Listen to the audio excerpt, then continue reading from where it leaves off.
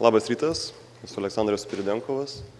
Saugumo srityje vienaip ar kitaip dirbu jau iš 15 metų. Šiandien pakalbėsime apie temą resiliency. Čia turbūt dauguma vis tiek susirinko paklausyti, kaip nulaužti kazino. Gal jau daugelis kažkas jau nulaužė, gal jau prizas išdalintas, ne?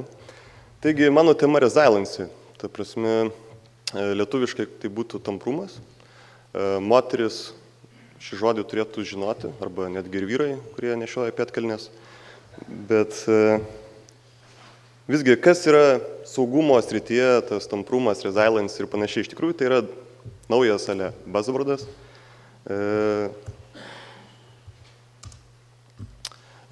kuris liečia kelis aspektus labai svarbius. Medicinoje tai tas terminas ir metodologijos jos yra naudojamas jau gan senai. Iš principo tai yra sugebėjimas atsistoti ant kojų, grįžti, kaip sakant, į gyvenimo vėžes patyrus tam tikras sunkias traumas, ar tai būtų fizinės ar psichologinės. IT sferoje vieniems dažniau, kitiems rečiau tenka susidurti su įvairiom problemom, kuriams spręsti reikia neįprastų būdų. Tarkim, jeigu pakybo serveris, tai galima išspręsti tą problemą tiesiog jį perkrovus.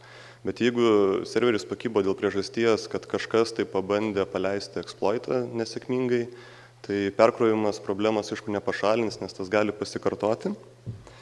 Taigi, resiliency apima kelias sritis, kurios padeda suvaldyti rizikas, pasiruošti kritiniams atvejams. Ir tiesiog klausimas turėtų būti keliamas ne dėl, ar mums gali nutikti kažkas tai baisaus, negero incidentą ir panašiai, klausimas turėtų būti keliamas, kada tai atsitiks ir ar mes būsime pasiruošę. Nes rizikų iš principo egzistuoja labai daug būdų, kurie palengvina tas rizikas sumažinti. Tačiau liekamoji rizikos dalis jinai visą laiką lieka, ne apie visas rizikas, kaip sakant, galima apgalvoti ir dėl to reikia būti tiesiog pasiruošusiam jas suvaldyti. Čia grafikas demonstruoja apie taip, kaip čia paimta 15 korporacijų, kurios per pastarąjį dešimtmetį susidūrė su kriziniais incidentais ir kokią įtaką verslui turėjo. Tai iš principo vienas iš būdų rizikos arba incidentų krizių valdymas yra tiesiog rizikos perdavimas. Tai gali būti, pavyzdžiui, draudimas. Grafikas rodo, kad įmonės, kurios tiesiog buvo nepasiruošusios suvaldyti krizes, atstatyti savo infrastruktūrą ir tiesiog buvo tą rizikos valdymą perdavę draudimams, tai matosi, kad pirmom dienom vertybinių popierių įtaka buvo, ta prasme, ir tiems vienoda, tačiau tie, kas buvo pasiruošę valdyti krizinės situacijas, po mėnesio ar daugiau, jų vertybinių popierių vertė pradėjo netgi augti. Tai resiliency ir yra metodas, kaip suvaldyti krizės, kad netgi pasinaudojus kriziniam situacijom, kad net iš to išgauti kažkokį tai netgi pelną. Nes tarkim, jeigu mes turime namą su pasenusiu stogu ir jeigu vėjas jį nupūtė, tai vieniems jau gali būti tai tiesiog krizė ir gali verslas sustoti ir veiklos nebeįmanoma vykdyti. Kiti, kas buvo pasiruošę, tai jiems tiesiog yra gera proga tą stogą pasikeisti ir turėti naują stogą ir, kaip sakant, gyventi geriau. Kokios tos priežastys, scenarijai, dėl ko gali būti atsirasti krizės?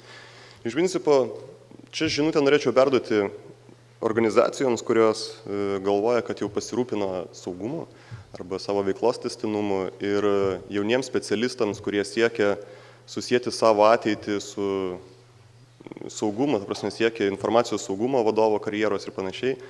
Tai tiesiog noriu pasakyti, kad tas saugumas, jisai nesustoja vien tik tai antivirusinės ar ugnesinės įdiegimu. Ta prasme, rizikos jos kyla iš labai įvairių sričių ir užtikrinti verslo tęstinumą, kritinių infrastruktūrų, reikia mąstyti plačiau. Tai pavyzdžiai gali būti, kad tai gali būti stichinės nelaimės, kurios gali užlieti duomenų centrus ir panašiai. Tai gali būti technologinės problemos, tiesiog, kad serveris sustojo ir rezervinių kopijų nėra padaryta arba tiesiog rezervinės kopijos sugadintos.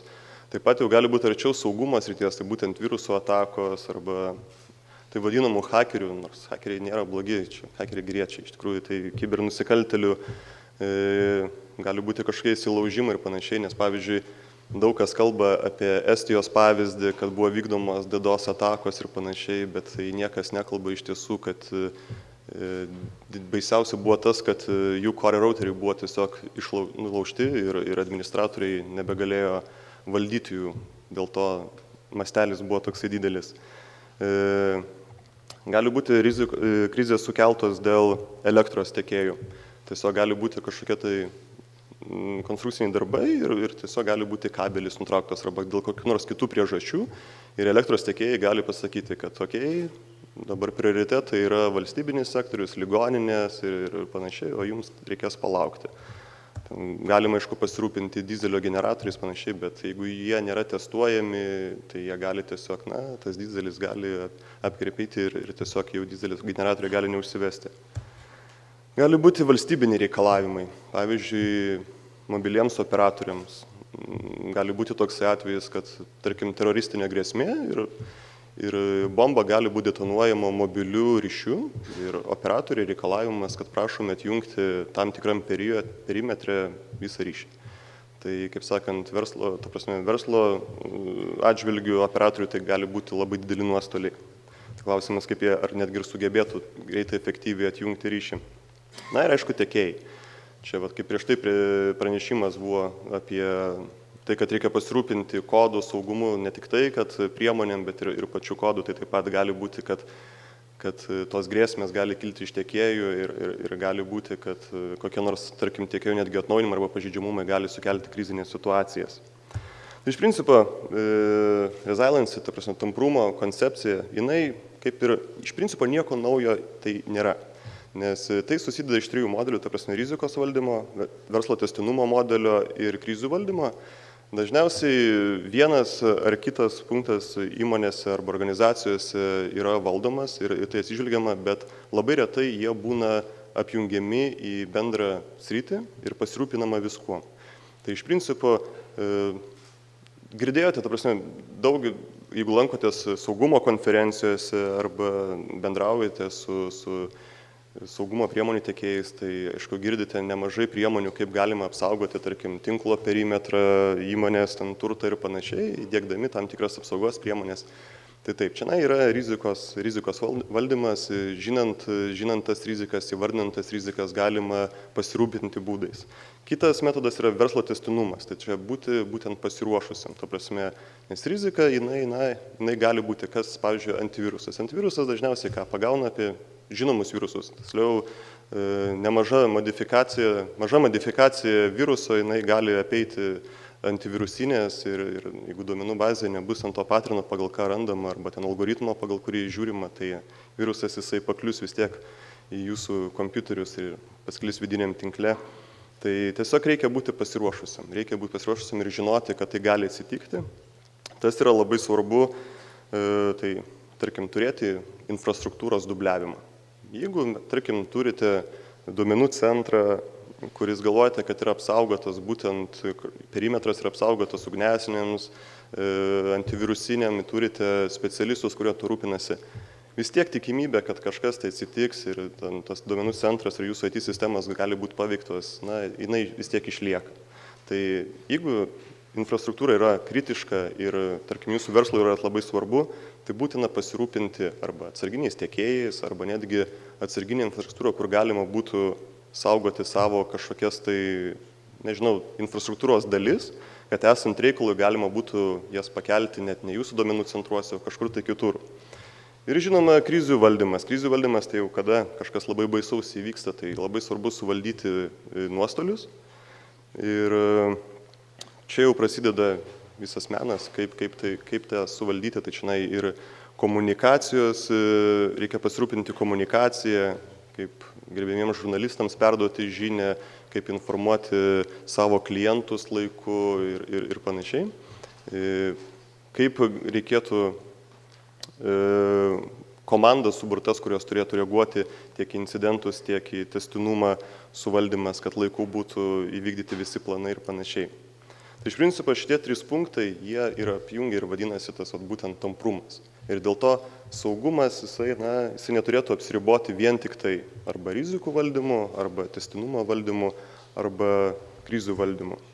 Todėl yra labai svarbu visų pirma į visus šituos etapus, nes dažniausiai verslo tęstinumas yra rūpinasi verslas, jie galvoja apie finansus ir panašiai, apie finansinės rizikas.